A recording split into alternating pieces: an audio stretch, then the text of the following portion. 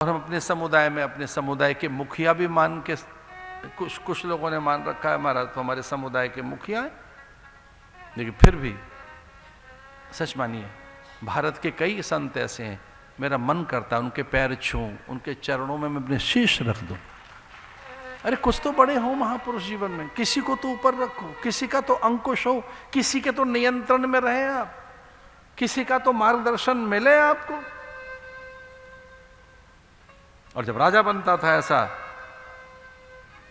अदंडयोसी, no, मुझे कोई दंड नहीं दे सकता, मुझे कोई दंड नहीं दे सकता, अब मैं राजा हो गया।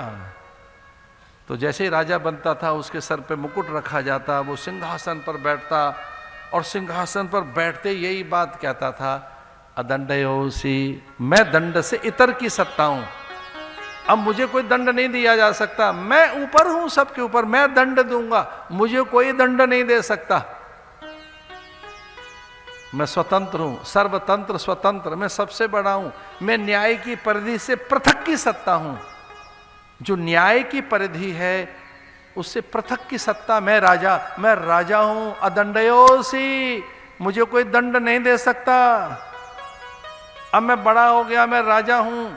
तब धीरे से साधु महात्मा अपने स्थान से उठते थे, धीरे से, कोई मंगल कलश लेकर, कोई दूर्वा लेकर, कोई पुष्प लेकर और कोई स्वस्ति वाचन करते हुए और सुंदर सुंदर मंगल कलश से जल छिड़कते हुए राजा के मस्तक पर अभिषेक करते थे, ये कहते हुए, हे राजन धर्म दंड दे सकता है, हे राजन धर्म दंड दे सकता है आपको, धर्म के ऊपर आप नहीं है, आप अदंडयोसी, आपको कोई दंड नहीं देगा पर धर्म दंड दे सकता है। तब राजा अपना मुकुट उतारकर संतों के चरणों में रख देता और कहता है, गुरुदेव जब आपको लगे कि मैं ठीक नहीं चल रहा हूं, ये मुकुट किसी और के माथे पे रख देना और मैं प्रजा का हिस्सा बन जाऊंगा, मैं राजमहल त्याग दूंगा, किसी भी दिन मुझे गौशाला की सेवा में रख लेना, सीढ़ियों की सेवा में, कि मैं सीढ़ियां साफ करता रहूं, बगिया से फूल चुनकर लाता रहूं, मैं आपका सेवक बन जाऊंगा, ये ध्यान रखना, मेरी संपूर्ण क्रियाकलापों पर नियंत्रण रखना। इंद्र के जीवन में से गुरु चले गए, जब बृहस्पति चले गए, नारद सनकादिक चले गए, तो एकाकी रह गया। इसका अर्थ अब कोई विचार नहीं है, कोई कंट्रोल नहीं है, अब अपने ऊपर कोई नियंत्रण नहीं रहा, किसी का कोई नियंत्रण नहीं रहा, और ये बहुत भयानक स्थिति है, इसमें खतरा है, ये बहुत अधिक, जैसे कहना चाहिए कष्टकारक कोई, या कोई बहुत अधिक दुर्घटना हो सकती है, बड़ी विपत्ति आ सकती है, जब कोई कंट्रोल नहीं है आपके ऊपर, किसी का अंकुश ही नहीं है आपके ऊपर।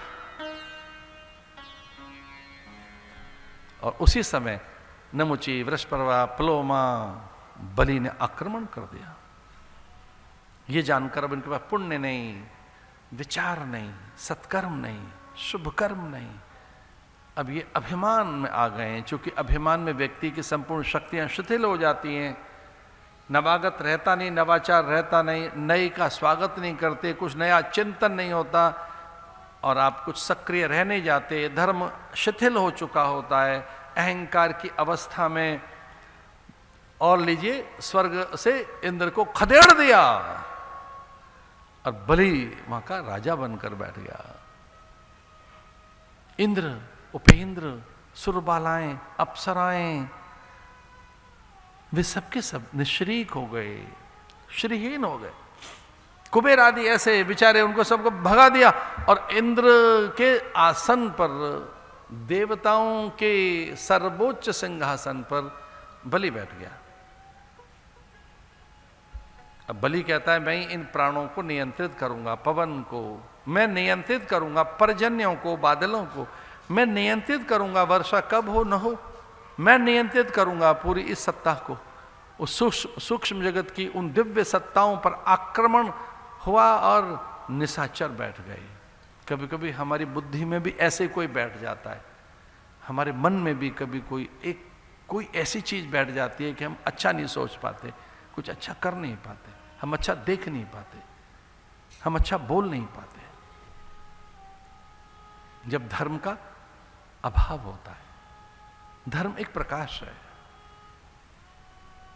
प्रोपोर्शनेट, जो एक डिस्प्रोपोर्शनेट चीजें हैं वो ऐसा होती है। अर्थ तो बहुत आ गया, धर्म नहीं है। काम बहुत आ गया है, उस पर नियंत्रण नहीं है। ये 4 पुरुषार्थ हैं, धर्म, अर्थ, काम, मोक्ष। मोक्ष का अर्थ है इनसे अलग होना, दुख से मुक्त होना। मोक्ष का अर्थ है कि ये दुख वाले साधनों को समझना। तो अगर अर्थ की अधिकता हमारे पास है और धर्म नहीं है तो जीवन में कठिनाई आ सकती है।